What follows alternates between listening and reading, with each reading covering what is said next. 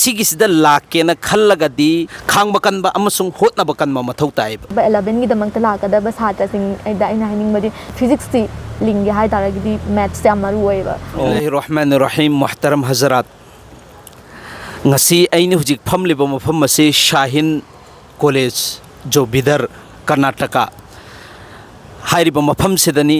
ado Shaheen College harisigi matang da mamang da so ina video ma upload tawjakhrabani leiriba Shaheen College sigi jo principal adregi khigi meher mem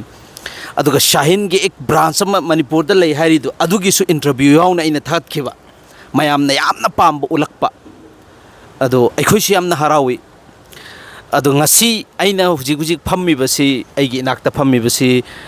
aigi direct ichanupi maina mafam sida Shaheen College sida thammi haibeduneba phaminari basi ngasi hariba numit asida mahak se aina lothorakpani aduga Manipur daneba chatmina daurisi chuti Ramzan gi chuti thaba adugi Ramzan it matungda amaka mahak sida lakadori bane ado mayamna pambu utkibadu ado chahi ma mahakna sida leibasida kayamna kanabano amasung kayamna mangonda awaba lakhibage mafam sida tamba yadabra haibigi puri details si direct aigi ichanupi sida gi oina laura sena aina puthok charkpani sigisida aikoina lana launa dabida sumna khakki mayamgi apamba leiridugi khallaga ngasigi video se interview se aina laujabane ba direct aigi ichanupi direct aikoi ichnau manga taret ni nupa manga gi makhada nupi ani ni du nupi ani dugi su khwaige last ne ba mahak se adar mahak mondagi khoi taminarasi aduni nawi aina ngasi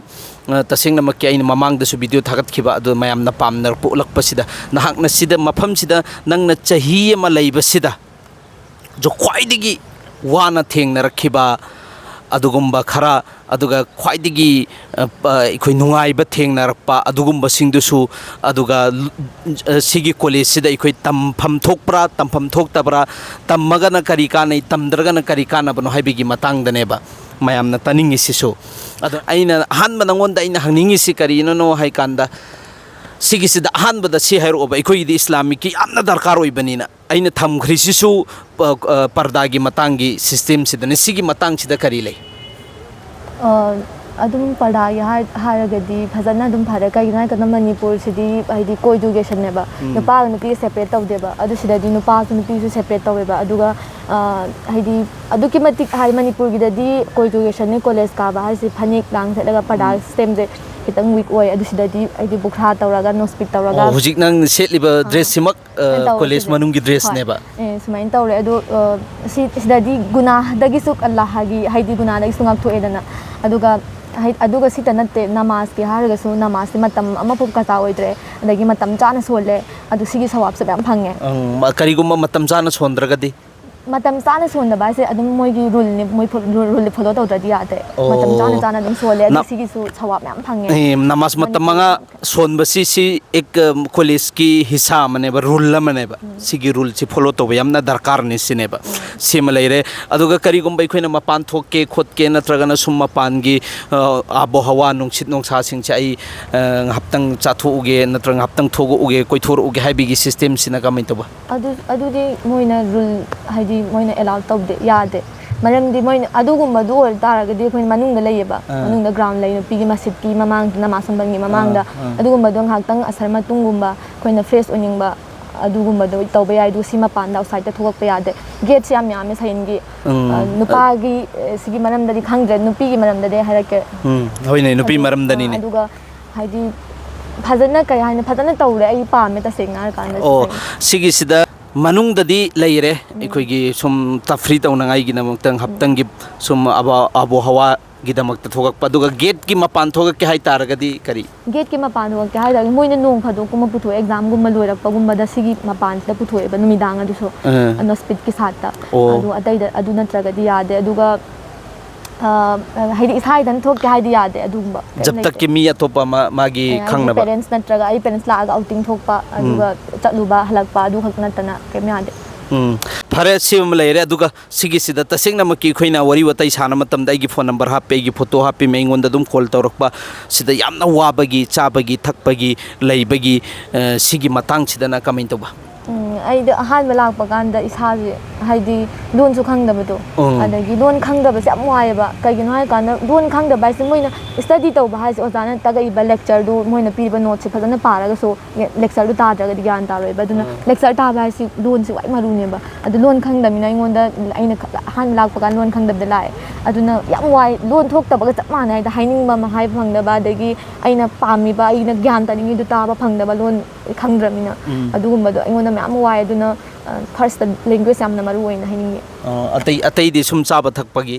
ꯆꯥꯕ ꯊꯛꯄꯒꯤꯁꯦ ꯅꯣꯔꯠꯀ ꯁꯥꯎꯠꯀꯗꯤ ꯃꯌꯥꯝ ꯈꯦꯠꯅꯔꯦꯗꯅ ꯑꯩꯈꯣꯏ ꯃꯅꯤꯄꯨꯔꯒꯤꯗꯤ half boil ꯇꯧꯔꯒ ꯆꯥꯕꯗꯤ ꯃꯣꯏꯁꯤꯗꯗꯤ ꯊꯥꯎꯒ ꯃꯁꯥꯂꯥꯒ ꯇꯧꯔꯒ ꯆꯥꯕ ꯑꯍꯥꯟꯕ ꯑꯩ ꯆꯥꯛ ꯆꯥꯐꯝꯁꯦ ꯆꯪꯕ ꯀꯥꯟꯗ ꯑꯣꯏꯌꯦꯕ ꯍꯩꯅꯗꯕꯒꯤ ꯆꯥꯒꯪ ꯆꯥꯕ ꯍꯧꯋꯦ ꯑꯍꯥꯟꯕ ꯆꯥꯕꯗꯒꯤ ꯑꯗꯨ ꯊꯥ ꯑꯃꯅꯤꯃꯨꯛꯁꯦ ꯆꯥꯒꯪ ꯆꯥꯔꯝꯃꯦ ꯑꯗꯨꯒ ꯑꯗꯨꯝ ꯈꯔ ꯈꯔ ꯍꯩꯅꯔꯛꯑꯦ ꯑꯗꯨꯝ ꯍꯧꯖꯤꯛꯁꯨ ꯍꯩꯅꯩ ꯍꯥꯏꯁꯤꯁꯨ ꯃꯅꯤꯄꯨꯔꯒ ꯃꯣꯏꯒ ꯃꯌꯥꯝ ꯈꯦꯠꯅꯔꯛꯄꯅꯤꯅ ꯑꯗꯨꯝ ꯈꯤꯇꯪꯗꯤ ꯌꯥꯗꯦ ꯑꯗꯨꯝ ꯍꯩꯅꯕ ꯃꯣꯏꯅ ꯄꯤꯔꯛꯄ ꯏꯟꯖꯥꯡꯅ ꯈꯤꯇꯪ ꯍꯩꯅꯕ ꯑꯗꯨꯝ ꯋꯥꯠꯂꯦ ꯑꯗꯨꯏꯁꯨ ꯀꯨꯏꯅ ꯂꯩꯔꯛꯄꯒꯤ ꯑꯗꯨꯝ ꯈꯔ ꯈꯔꯗꯤ ꯑꯗꯨꯝ ꯍꯩꯅꯔꯦ ꯐꯔꯦ ꯑꯜꯍꯝꯗꯨꯂꯤꯜꯂꯥ ꯁꯤꯃ ꯂꯩꯔꯦ ꯆꯥꯕꯒꯤ ꯊꯛꯄꯒꯤ ꯁꯤꯗꯤ ꯃꯁꯥꯅ ꯇꯥꯕꯅꯤ ꯑꯩꯈꯣꯏꯅ ꯃꯅꯤꯄꯨꯔꯗ ꯂꯩꯔꯝꯕꯅꯤ ꯁꯤꯗꯅ ꯑꯃꯨꯛꯀ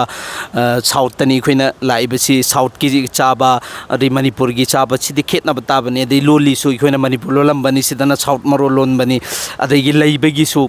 ꯁꯤꯗꯤ ꯈꯦꯠꯅꯔꯛꯄꯅꯤ ꯁꯤꯒꯤ ꯑꯋꯥꯕꯗꯤ ꯐꯔꯦꯕ ꯊꯦꯡꯅꯔꯦ ꯑꯗꯨꯒ ꯁꯤꯒꯤ ꯑꯋꯥꯕ ꯃꯌꯥꯝꯁꯤꯡꯁꯤ ꯊꯦꯡꯅꯔꯕ ꯃꯇꯨꯡꯗꯨꯗ ꯁꯤꯒꯤ ꯀꯣꯂꯦꯖꯁꯤꯗ ꯇꯝꯕꯒꯤ ꯀꯥꯟꯅꯕꯗꯣ ꯑꯝꯇ ꯇꯝꯐꯝ ꯊꯣꯛꯄ꯭ꯔꯥ ꯅꯠꯇ꯭ꯔꯒꯅ ꯇꯝꯐꯝ ꯊꯣꯛꯇꯕ꯭ꯔꯥ ꯍꯥꯏꯕꯗꯨꯅꯦꯕ ꯍꯥꯏꯕꯗꯤ ꯆꯍꯤꯁꯤ ꯃꯅꯨꯡꯗ ꯅꯉꯣꯟꯗ ꯀꯥꯟꯅꯕ ꯐꯪꯕꯁꯤ ꯚꯥꯏ ꯑꯩꯅ ꯃꯌꯥꯝ ꯑꯃ ꯋꯥꯖꯈ꯭ꯔꯒꯁꯨ ꯆꯥꯕꯗ ꯊꯛꯄꯗ ꯂꯩꯕꯗ ꯑꯗꯨ ꯑꯣꯏꯔꯒꯁꯨ ꯑꯩꯒꯤ ꯂꯥꯏꯔꯤꯛꯇ ꯀꯥꯟꯅꯩ ꯍꯥꯏꯕꯗꯨ ꯍꯥꯏꯐꯦꯠꯇꯪ ꯆꯥꯎꯔꯥꯛꯄ ꯑꯃ ꯏꯁꯥ ꯑꯩꯅ ꯁꯨꯝ ꯈꯟꯕꯗꯗꯤ ꯃꯌꯥꯝ ꯀꯥꯟꯅꯔꯦꯅ ꯈꯜꯂꯦ 100% ꯃꯅꯨꯡꯗ 70% ꯃꯨꯛꯇꯤ ꯀꯥꯟꯅꯩꯅ ꯈꯜꯂꯦ ꯀꯩꯅꯣ ꯍꯥꯏꯀꯥꯟꯗ ꯃꯅꯤꯄꯨꯔꯒꯤ ꯃꯍꯣꯟꯒ ꯁꯤꯒꯗꯤ ꯌꯥꯝ ꯊꯤꯅ ꯈꯦꯠꯅꯔꯦ ꯑꯃꯨꯛꯀꯁꯨ ꯃꯍꯣꯜꯒꯤ ꯇꯕꯥꯔꯗꯗꯤ ꯐꯔꯦꯅꯦ ꯁꯤꯗ ꯑꯩꯈꯣꯏꯒꯤ ꯗꯤꯅꯤ ꯃꯍꯣꯜꯒꯤ ꯃꯅꯨꯡꯗ ꯂꯩꯕꯅꯦꯕ ꯑꯗꯨ ꯅꯠꯇꯕꯤꯗ ꯏꯁꯇꯗꯤꯗ ꯏꯁꯇꯗꯤꯒꯤ ꯃꯇꯥꯡꯗꯣ ꯍꯣꯏ ꯏꯁꯇꯗꯤ ꯑꯗꯨ ꯂꯣꯟ ꯈꯪꯗꯕꯗ ꯂꯥꯛꯑꯦ ꯂꯣꯟꯁꯨ ꯈꯪꯉꯦ ꯑꯜꯂꯥꯍꯒꯤ ꯍꯨꯀꯨꯝꯗꯒꯤ ꯑꯗꯨꯒ ꯏꯁꯇꯗꯤ ꯍꯥꯏꯁꯦ ꯍꯥꯏꯗꯤ ꯃꯐꯝꯁꯤꯗ ꯂꯥꯛꯄ ꯇꯥꯔꯒꯗꯤ ꯍꯣꯠꯅꯕ ꯀꯟꯕ ꯈꯥꯡꯕ ꯀꯟꯕꯁꯦ ꯌꯥꯝ ꯃꯔꯨ ꯑꯣꯏꯔꯦ ꯑꯣ ꯍꯣ ꯍꯣ ꯍꯣ ꯌꯥꯝ ꯐꯔꯦ ꯍꯥꯏꯗꯤ ꯑꯗꯨꯒ ꯀꯩꯅꯣ ꯍꯥꯏꯔꯒ ꯃꯅꯤꯄꯨꯔꯗꯁꯨ ꯆꯞ ꯃꯥꯟꯅꯩ ꯑꯣꯖꯥ ꯍꯣꯠꯅꯕ ꯀꯟꯕ ꯁꯥꯇ꯭ꯔꯁꯨ ꯑꯣꯖꯥꯅꯁꯨ ꯃꯁꯛ ꯈꯪꯕꯤꯕꯗꯣ ꯑꯗꯨꯃꯥꯏꯅ ꯁꯤꯗꯁꯨ ꯍꯣꯠꯅꯕ ꯀꯟꯕ ꯑꯗꯒꯤ ꯍꯥꯏꯗꯤ ꯌꯥꯝ ꯈꯥꯡꯕ ꯀꯟꯕꯁꯦ ꯑꯣꯖꯥꯅ ꯌꯥꯝ ꯅꯨꯡꯁꯤꯕꯤ ꯑꯗꯨꯅ ꯈꯥꯡꯕ ꯀꯟꯕ ꯍꯣꯠꯅꯕ ꯀꯟꯕꯁꯦ ꯌꯥꯝ ꯃꯔꯨ ꯑꯣꯏꯅ ꯍꯥꯏꯅꯤꯡꯉꯦ ꯁꯩꯟꯗ ꯂꯥꯛꯀꯦ ꯍꯥꯏꯔꯒꯗꯤ ꯑꯣ ꯐꯔꯦ ꯑꯜꯍꯝꯗꯨꯂꯤꯜꯂꯥ ꯑꯗꯨꯅ ꯁꯤꯗ ꯆꯥꯎꯔꯥꯛꯄ ꯑꯩꯈꯣꯏꯅ ꯈꯪꯅꯤꯡꯉꯤꯁꯤ ꯀꯔꯤꯅꯣ ꯍꯥꯏ ꯃꯇꯝꯗ ꯚꯥꯏ ꯖꯕ ꯅꯥꯎꯕꯤꯁꯤꯅ ꯂꯦꯡꯒ꯭ꯋꯦꯖꯀꯤꯗꯣ ꯂꯥꯛꯄ ꯃꯇꯝꯁꯤꯗ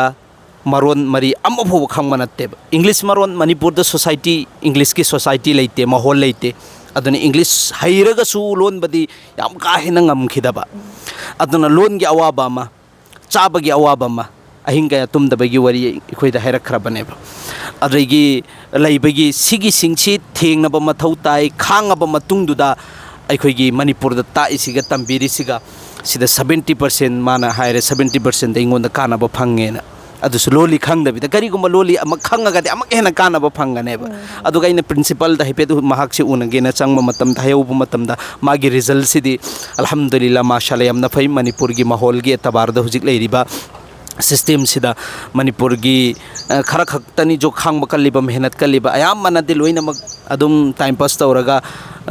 ꯀꯩꯗꯧꯕ ꯉꯥꯛꯇꯅꯦꯅ ꯑꯗꯨꯝ ꯍꯥꯏꯍꯧꯋꯦꯕ ꯑꯗꯨꯅ ꯁꯤꯒꯤꯁꯤꯗ ꯂꯥꯛꯀꯦꯅ ꯈꯜꯂꯒꯗꯤ ꯈꯥꯡꯕ ꯀꯟꯕ ꯑꯃꯁꯨꯡ ꯍꯣꯠꯅꯕ ꯀꯟꯕ ꯃꯊꯧ ꯇꯥꯏꯌꯦꯕ ꯁꯤꯗ ꯂꯥꯛꯀꯦꯅ ꯍꯥꯏꯇꯥꯔꯒꯗꯤ ꯑꯗꯨꯅꯤ ꯁꯤꯒꯤꯁꯤ ꯑꯩꯈꯣꯏꯅ ꯀꯔꯤꯒꯨꯝꯕ ꯑꯩꯈꯣꯏꯅ ꯑꯩꯒꯤ ꯏꯆꯥ ꯏꯁꯨ ꯅꯠꯇ꯭ꯔꯒꯅ ꯑꯩ ꯏꯁꯥ ꯁꯤꯒꯤ ꯃꯐꯝꯁꯤꯗ ꯂꯩꯅꯤꯡꯉꯒꯗꯤ ꯃꯐꯝꯁꯤꯗ ꯆꯥꯕꯒꯤꯁꯨ ꯄ꯭ꯔꯣꯕ꯭ꯂꯦꯝ ꯂꯥꯛꯄ ꯌꯥꯏ ꯊꯛꯄꯒꯤꯁꯨ ꯄ꯭ꯔꯣꯕ꯭ꯂꯦꯝ ꯂꯥꯛꯄ ꯌꯥꯏ ꯑꯗꯨ ꯁꯤ ꯈꯛꯇꯅꯤ ꯑꯇꯩꯗꯗꯤ ꯂꯣꯏꯅꯃꯛꯀꯤ ꯗꯤꯟꯗꯁꯨ ꯀꯥꯟꯅꯔꯦꯀꯣ ꯅꯃꯥꯖ ꯃꯇꯝ 5 ꯖꯃꯥꯠꯀꯤ ꯁꯥꯠꯇꯅꯦꯕ ꯆꯍꯤ ꯀꯖꯥꯝꯕꯨ ꯑꯣꯏꯗ꯭ꯔꯦ ꯀꯖꯥ ꯑꯃꯐꯥꯎ ꯑꯣꯏꯒꯗꯕ ꯅꯠꯇ꯭ꯔꯦ ꯃꯇꯝ ꯆꯥꯅ ꯁꯣꯜꯂꯦ ꯀꯨꯔꯥꯟ ꯇꯤꯂꯥꯋꯠ ꯇꯧꯕ ꯈꯣꯠꯄ ꯃꯣꯏ ꯂꯣꯏꯅ ꯑꯦꯂꯥꯎꯠꯅꯦ ꯀꯨꯔꯥꯟ ꯇꯤꯂꯥꯋꯠ ꯁꯤꯁꯤ ꯑꯃ ꯂꯩꯔꯦ ꯃꯍꯣꯜꯒꯤ ꯑꯦꯇꯕꯥꯔꯗ ꯅꯨꯄꯥ ꯑꯉꯥꯡ ꯍꯥꯏꯔꯦ ꯆꯍꯤ ꯆꯨꯞꯄ ꯁꯤꯃ ꯎꯅꯒꯗꯕ ꯅꯠꯇ꯭ꯔꯦ ꯎꯅꯗꯦ ꯁꯦꯄꯔꯦꯠ ꯂꯣꯏꯅꯃꯛ ꯁꯤ ꯑꯃ ꯎꯅꯒꯗꯕ ꯅꯠꯇ꯭रे ꯗꯤꯟꯒꯤ ꯀꯥꯟꯅꯕꯗ ꯃꯣꯕꯥꯏꯜ ꯄꯥꯏꯍꯟꯗ꯭ꯔꯦ ꯑꯗꯣ ꯑꯣꯡꯂꯤ ꯁ꯭ꯇꯗꯤ ꯈꯛꯇꯪ ꯐꯣꯀꯁ ꯄꯤꯕꯅꯦ ꯃꯣꯏꯅ ꯃꯣꯕꯥꯏꯜ ꯄꯥꯏꯍꯟꯗ꯭ꯔꯦ ꯑꯗꯒꯤ ꯅꯨꯄꯥ ꯅꯨꯄꯤ ꯁꯦꯄꯔꯦꯠ ꯇꯧꯔꯦ ꯑꯗꯨꯒꯨꯝꯕ ꯃꯌꯥꯝꯁꯤꯡꯗꯨꯗꯒꯤ ꯂꯣꯏꯅꯃꯛ ꯁꯦꯄꯔꯦꯠ ꯇꯧꯈ꯭ꯔꯕꯅꯤꯅ ꯑꯣꯡꯂꯤ ꯁ꯭ꯇꯗꯤ ꯈꯛꯇ ꯐꯣꯀꯁ ꯇꯧꯕꯅꯤꯅ ꯑꯗꯨꯛꯀꯤ ꯃꯇꯤꯛ ꯃꯤꯅꯠ ꯑꯃ ꯐꯥꯎꯕ ꯁꯤꯗ ꯑꯗꯨꯛꯀꯤ ꯃꯇꯤꯛ ꯇꯥꯏꯝꯁꯦ ꯚꯦꯂꯨ ꯂꯩꯌꯦꯕ ꯃꯤꯅꯠ ꯑꯃ ꯐꯥꯎꯕ ꯃꯥꯡꯍꯟꯅꯤꯡꯗꯦꯕ ꯁꯤꯒꯤ ꯃꯇꯝꯁꯤꯗ ꯑꯗꯨꯅꯤ ꯃꯅꯤꯄꯨꯔꯗꯗꯤ ꯀ꯭ꯂꯥꯁ 10 ꯅꯠꯇ꯭ꯔꯒ ꯀ꯭ꯂꯥꯁ 9 10 ꯀꯥꯈ꯭ꯔꯒꯗꯤ ꯐꯣꯟꯗ ꯈꯛꯇ ꯋꯥꯔꯤ ꯁꯥꯟꯅꯕ ꯈꯛꯇꯗ ꯃꯇꯝ ꯀꯌꯥꯅꯣ ꯃꯥꯡꯍꯜꯂꯤꯗꯣ ꯑꯗꯨ ꯌꯦꯡꯉꯣꯕ ꯈꯜꯂꯒ ꯁꯤꯗ ꯀꯥꯟꯅꯔꯤꯁꯤ ꯗꯤꯟꯒꯤ ꯑꯦꯇꯕꯥꯔꯗꯁꯨ ꯀꯥꯟꯅꯔꯦꯀꯣ ꯑꯗꯨꯒ ꯗꯨꯅꯤꯌꯥꯋꯤ ꯑꯦꯇꯕꯥꯔꯗꯁꯨ ꯁꯤꯗ ꯁꯨꯝꯅ ꯈꯛꯀꯤ ꯁꯦꯀꯦꯟ ꯈꯨꯗꯤꯡꯒꯤ ꯃꯣꯏ ꯁ꯭ꯇꯗꯤꯗꯅꯦꯕ ꯐꯣꯀꯁ ꯇꯧꯍꯜꯂꯤꯁꯤ ꯁꯤ ꯀꯥꯟꯅꯩꯕ ꯑꯗꯨꯅ ꯑꯩꯈꯣꯏꯅ ꯇꯧꯒꯗꯧꯔꯤꯁꯤ ꯁꯨꯝꯅ ꯈꯛꯀꯤ ꯄꯣꯠ ꯑꯃꯅꯤ ꯈꯥꯡꯕ ꯀꯟꯕ ꯑꯗꯨꯒ ꯃꯦꯍꯅꯠ ꯇꯧꯕ ꯁꯤ ꯈꯛꯇꯅꯤ si ani sibu ngamgada boy targa si lao kana ba phangani inshallah si khang ba kan ba ngamdraba sabar to ba ngamdraba hot na ba kan ba sima ekhoi de yaudra ba dui targa disida lakpai karim ta kana ba phangwe aduni mahak na hari basi aduna ekhoi punnamak Allah taala na ekhoi nawigi damak ta su dua tobiyo aigi damak ta so aina sida numit humni marini ramzan ul mubarak ki matang da video thagalaktaba adu singdu magi manakta masi unage aduga manipur da buthok nangai gi nena lakpada ne ngon matam su sangdaba hujik journey dani leiri hujik sida saba matam su oiramina ne waba matam su oiba aduna dua yauna sin inshallah taala aduga ai roza budi hujik phobudi kaidri journey da leiraga di roza kai bi ijazat ne ba aduga alhamdulillah ai ngarang hen khridu su sumna khaki khurma maru ani ahum saraga ising thaga adum hen khibane ba udu hujik phobudi kaisu akai bi lehende adu horen phokcha dum ngamhan gane na khalli aduna ikhoi dua yaumin nasi Allah na hai khriba kharasida amal to ngambagi tofik pin bi boisan aduga si last ta aina nawbida haningi si nang sigi matang sida college ki matang sida jo nangi thamoi manung da leiba aigi tariba mi sing sida yahonning ba adugum ba paigam khara jo hining ba leirega de hairo ba si mafam sida dum class na jari dagi dum 10 boba tamasu yai adagi 11 12 tamasu yai aduga science khakki natte si mafam za arts ki sulai engineer ki sulai hidi aduna hidi arts taning basu adagi science taning basu adum lakpe ane aduga class na jari dagi class 10 boba sina gole khana na lai si sina mo separate tawra thamme ba class na jari dagi class 10 boba ma aduga class 11 sina sigi bidar hidi sigi dai main branch mains no in thamme aduga malure na ma lai gani malure sina second year hidi 12 tiap tahagadori ba mi singi lai phamne malur haisna sumaina lai aduga arts ki su lai arts ki khangre ko aduga science da moina science da ta is only science da physics ne chemistry ne bio ne aduga maths ne hariba subject mai si kaktang moina focus bi je loina mak se 11 12 ka ba science lo ba taraga su NEET ki pattern no in chatle ba haidi NEET thari ba adumaina direct thagani ba aduga question pattern si NEET ki pattern na tawrakani akhoi na theory do na exam da haidi question hangaga sangna ibado aduna te sumna gi bubbling kaktang do ba NEET ta adu kaktang tawgani adu kashu yamna hotna ba kan ba aduga aina sida haining madi manipur gi lakadori ba 11 gi damang ta lakada ba satra sing aida aina haining madi hujiki hotna ba kan ba khang kan ba sim lai gre ko aduga study hairaga di physics ti lingi hai taragidi maths ya maru oiba aduna maths ka physics ka jam related laina banina aidi maths hairaktaga di physics te amar ne aduna maths ai hayaninge phadana na maths se phadana class 7 8 ki basics se phadana khanganga la ba adui taragidi like top se sona ka ba ngam gane na ininge akhoi so ai so han lak ba kana kalam tin information tawrak na lai tabina adu tang wai ba